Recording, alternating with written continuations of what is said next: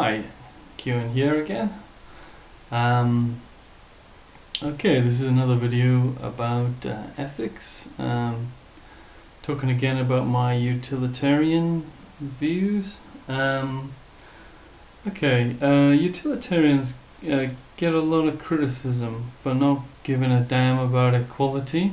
So basically, we only care about the total. Well, in my case, as a hedonistic utilitarian, we only care about the total amount of pleasure in the world. Lots of people think that's pretty horrible because actually, apart from a million other reasons why that might be not a good idea, equality counts for something. So utilitarians don't care about the distribution of pleasure, and a lot of philosophers think that's, I think most philosophers probably think that's a bit harsh. But okay, I don't think it's harsh. Although I'll explain in a minute. Basically, I care about equality a lot in practice, and when I first thought about this, I did think, it did occur to me that maybe equality does count for something in itself.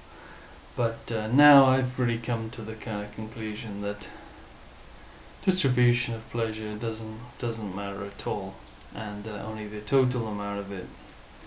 Only basically pleasure is of value. The distribution of it is of no value, or disvalue. Okay, so let me first define the terms intrinsic versus instrumental. This is a bit of jargon that philosophers use about valuing something. Basically, something's of intrinsic value. That means we value it as an end in itself. It's something we want. But basically, instrumental. When something's of instrumental value, that means it's only of value because it tends to help something else. So it's indirectly of value. So with equality, basically, if you think of equality is of intrinsic value, you basically want to increase the amount of equality in the world, or that's the kind of consequentialist kind of way of seeing it. If you just see it as instrumentally valuable, you basically think it leads to other good things. So equality might lead to a more harmonious world, or more a kind of a better a means to make, in my case, more pleasure in the end. So basically, I think that equality is of great instrumental value. That's why I'm a strict egalitarian, as you see from my earlier videos about strict equality, my political system. But I think all that value of equality is instrumental. So basically, if we have an even distribution of pleasure in the world, that will tend to be a world which will lead to greater amounts of pleasure in the long run, by way of being a kind of saner, fairer, more harmonious society, in my opinion. Okay, so I don't think equality is of intrinsic value, but let me give you an example which will, I think, let us see first how it is intuitive that equality is of value, but then from the same example I'll try and explain why we tend to overrate the value of equality. And I'm happy to not value it at all. In fact, I'm going to do another video talking about some other reasons why I wouldn't value equality at all. But in this one, I'm just going to talk about this one example. And okay, so the example I'm going to give, it's a bit of a slightly far-fetched example, but anyway. In the example, there are two people who have their brains wired up together, and there's a scientist who's done this. Basically, the wiring between their brains means that the total amount of pleasure that they experience is always remains the same. But there's a knob that the scientist operates that can move pleasure from one person to the other, kind of thing. So let's say the total amount of pleasure in the system of two people is always equal to 0, in the sense that if the knob is not pointing to one or the other person, they both experience neither pain nor pleasure. But then if the scientist moves the knob, say to the left, then the left person starts experiencing pleasure, and that pleasure is taken from, as it were, the other person. So the other person experiences the same magnitude of pain. So imagine that the kind of experiment starts. Both the subjects are kind of sitting there. They're not experiencing pleasure or pain. They're kind of experiencing kind of hedonistic nothingness. And the scientist starts moving a knob to the left person, say. The left person starts sort of feeling a mild pleasure, and then, but at the same time, the person on the right's feeling mild pain. And then the knob gets moved further. So in the end, the person on the right's kind of screaming in pain, and the other person is experiencing the same amount of pleasure, say groaning with pleasure.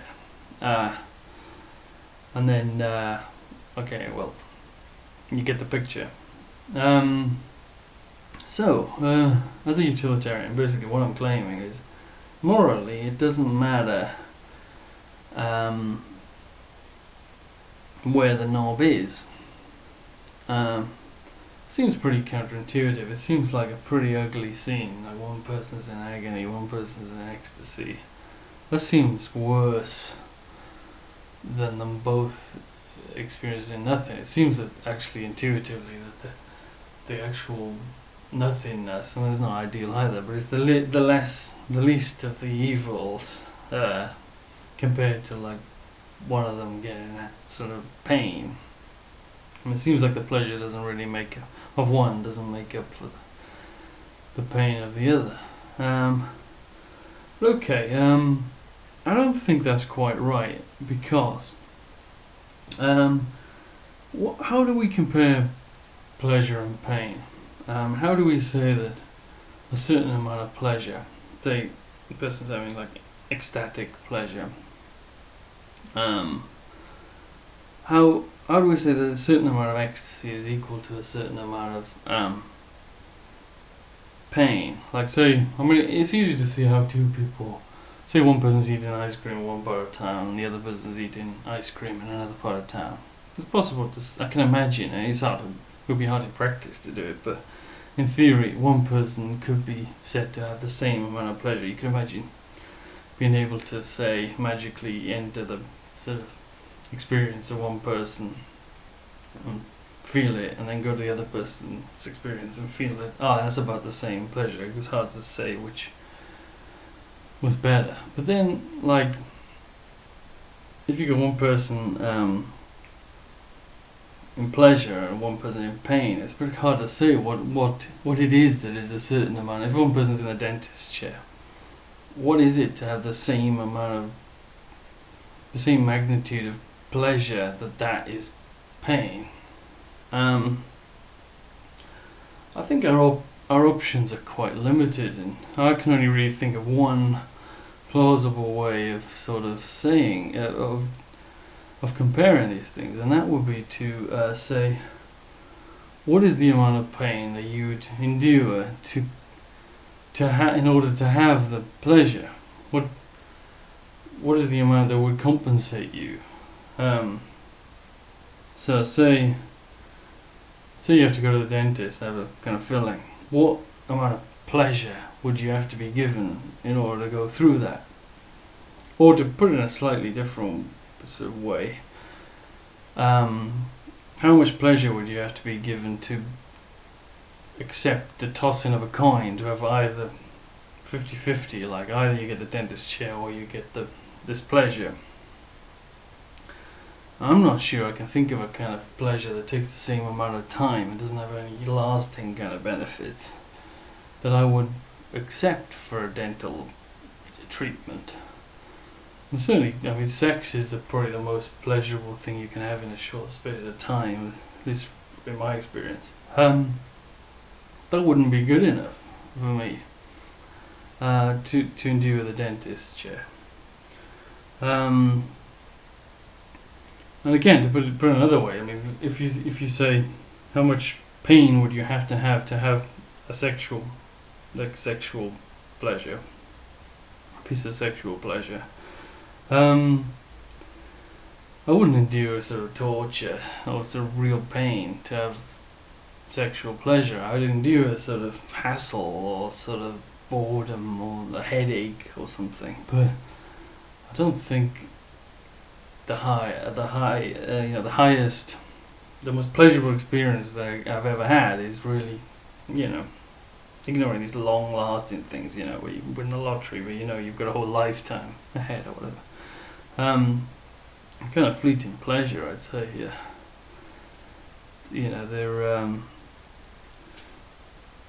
There isn't really anything that would compensate for a kind of torture kind of thing. So when we go to the example of the scientist with a knob and the pleasure being transferred, basically the person in the kind of pain chair, either the person in the pain chair is having, if he or she is having like a torture kind of pain, the other person's having something well beyond human experience in terms of pleasure.